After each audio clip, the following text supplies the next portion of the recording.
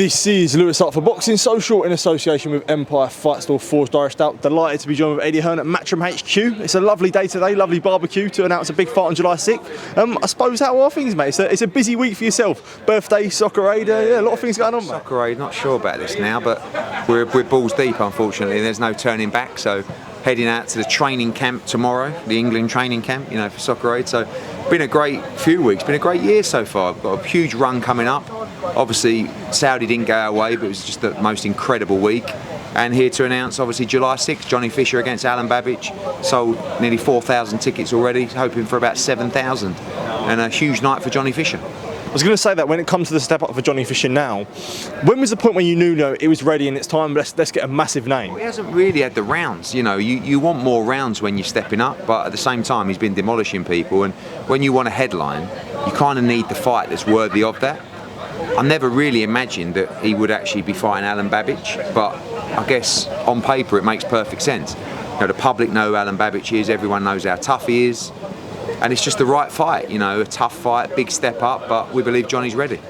It's a nice old undercard as well. Obviously, Jimmy Sain's fighting two fights in 2 weeks. So yeah, expecting a big crowd on July 6th. It's a next gen, and to have 7,000 in there for a next gen is quite amazing. I mean, Reece Bellotti against Levi Giles, a tremendous fight. British and Commonwealth titles, big step up for Maisie Rose in a tough fight. John Hedges' first title fight.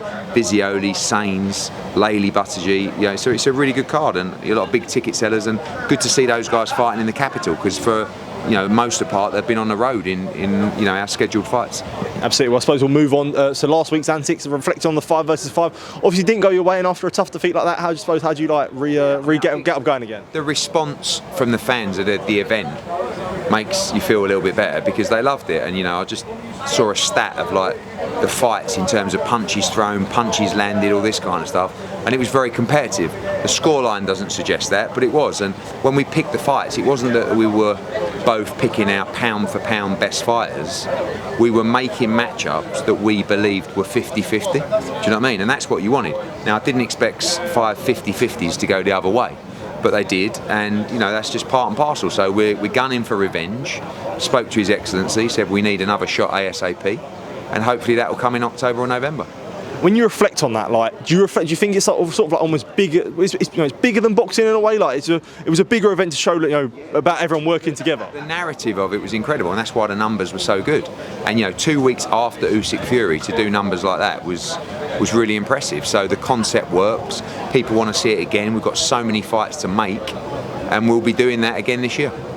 You've done a few events in Saudi Arabia now, so it's one of the first UK promoters to go over there. And there's always the common criticism about the atmosphere out there. I see Carl Froch made a video sort of about having his criticism of the atmosphere that isn't like the UK. So how do you sort of respond to the critics from that? I don't get it. I don't like. You have to understand that we're not going to have British atmosphere everywhere. This is Britain. It's not America, it's not Saudi Arabia. In America, the atmosphere is not as good as it is in Britain.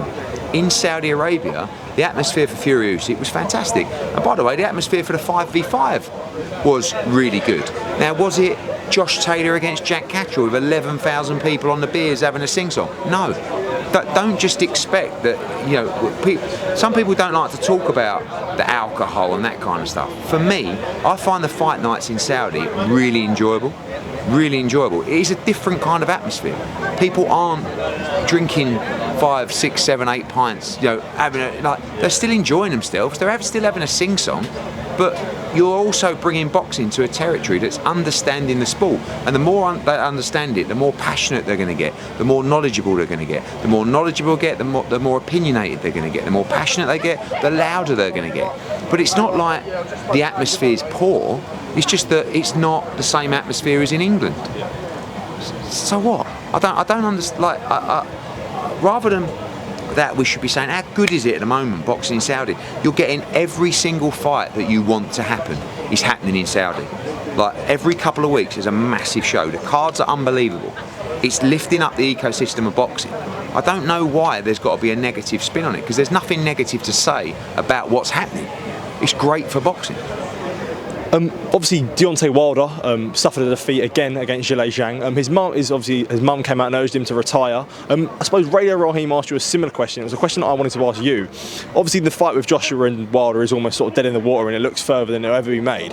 When you look back on sort of that time in about 2018, sort of like post Povetkin or pre Ruiz, when you look at the fight between AJ and Deontay Wilder, like not being made then when it was so big, would you think when it's all said and done with your career, that might be one of like the biggest regrets that you didn't get that fight to be delivered? You don't have regrets, because all you can ever do is, at the time, you make decisions that you felt were right.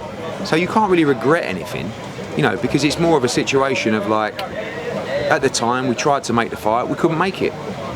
So, you know, do I wish the fight would have happened? Yeah, for sure. But, you know, unfortunately it didn't. If the ecosystem of boxing was how it is now, then for sure the fight would have got made. But it wasn't. We signed for the fight, like, what, just under a year ago. Deontay lost, so it couldn't happen. We agreed to the fight again in September. Should he have beaten Zhang? Fortunately, he didn't beat Zhang. So, yeah, you know, we missed the boat, unfortunately, but sometimes the way things go.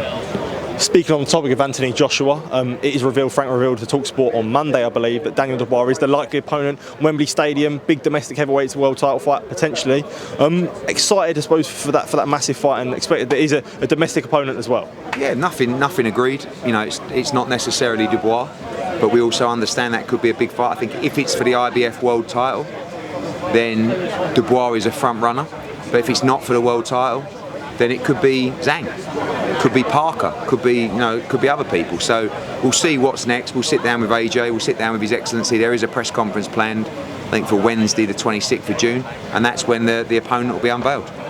One thing I did want to get your opinion on, obviously now working with Frank, it's been very clear his I suppose it's not split, but sort of a fallout with Anthony Yarde. I suppose when you look at it from another promotional point of view, what do you make of, I suppose, the fallout and it being quite public in itself?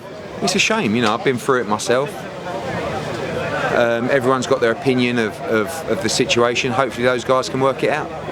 But is there some disappointment, and it shows in boxing, that no matter what Frank has done for Anthony, it sort of goes out the window with him seemingly want to move on from Frank, although he may have done him a good job? I have no idea about the situation, you know, but I've been there before when fighters have just got bad advice or they've listened to the wrong people.